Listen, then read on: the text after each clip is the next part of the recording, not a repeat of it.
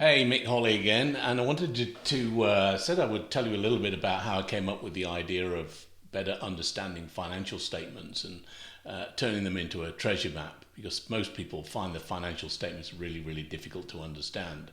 There's typically the income statement, the balance sheet, the statement of cash flows, and it's really, really difficult to understand all of those signs, symbols, assets, liabilities. Incredibly confusing, and it's no wonder that people then take all of that information out of this financials, start creating their own spreadsheets, and before you know it, you've got this plethora of numbers that just mystifies everybody, and so people don't use their numbers to steer their business.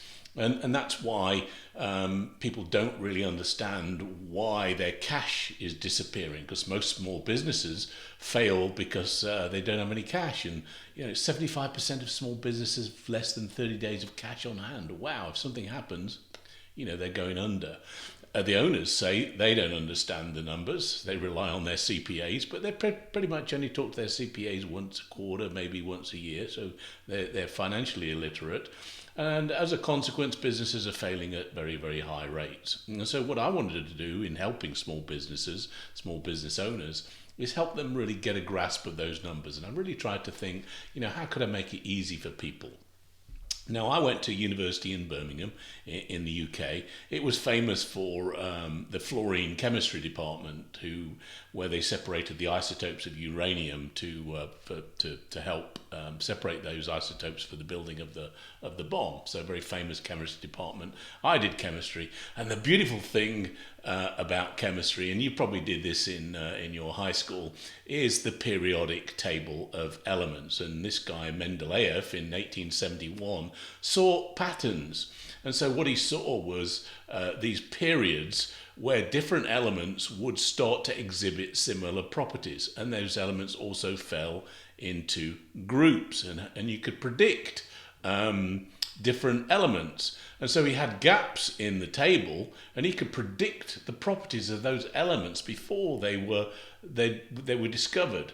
In fact, hafnium was discovered in 1923, well after 1871 and this table, and he'd already predicted that element existed, its properties and its capabilities. And I thought, wow, how could I take the financial statements and actually use them to determine where patterns of opportunity exist within a business?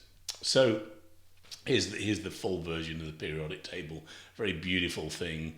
So I had this eureka moment where I could take these financial statements, turn them into some form of treasure map to identify where opportunity exists in the business, and then create a story around those opportunities so that a business owner can now communicate where value is created or destroyed in their business, give them areas to mine for that treasure to drive business improvement. So I came up with this idea of the treasure map. And so instead of having the income statement, we have the money-making machine, and instead of the balance sheet, we have the wealth creation engine. And that then tells us a story in 5 chapters, and that story and those chapters give us some clues about where we can mine for treasure in the business. And I apply these principles to business. But just to give you one example of that growth story on the right-hand side, it's 5 simple chapters, and I've talked about this in previous videos. Number 1 is the quality of revenue growth, right? Secondly, how we turn that into superior profitability. Thirdly, how hungry is the balance sheet for working capital? Call that the hunger measure. And the leaner you can run your balance sheet, the more it's a lean, mean balance sheet machine or wealth creation engine, the better. And chapters 1, 2, and 3 give us our output chapter of chapter 4, which is all about cash. And then chapter 5 is ultimately about the long-term wealth creation of the business. And we use a very fancy metric called ROCE, or return on capital employed.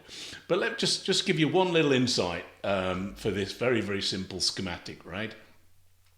So you remember the characters in our story of vanity, sanity, and king. Revenue is vanity. So we look at this business. Last year they grew 14%. This year they grew 20%. Vanity, wow, it's fantastic. You would think this is a great company. But look at their profitability. It's gone from 11% operating margin to 8%. That's that's a bit of a danger signal. So maybe they're getting this growth. Their vanity is getting this growth at the cost of sanity, because he may be discounting to win that work, which could explain this lower level of profitability.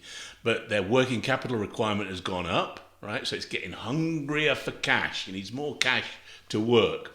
So ultimately, chapters 1, chapters 2, and chapters 3, the way vanity, sanity, and the king have worked together, we have gone from a business that generated a very positive cash flow of $3 million to a negative cash flow of $500,000. Not so good. And the return on capital as employed. So you can see here, revenue is vanity, profit is sanity, getting a little bit off. Revenue is a vanity metric, and ultimately cash is a casualty in this example. So a very, very simple way to understand the business and the origins of the ideas. So I'll be talking a little bit about how you can interpret your business in the form of 5 easy chapters and steer your business and your people to success. Hope you enjoyed this video.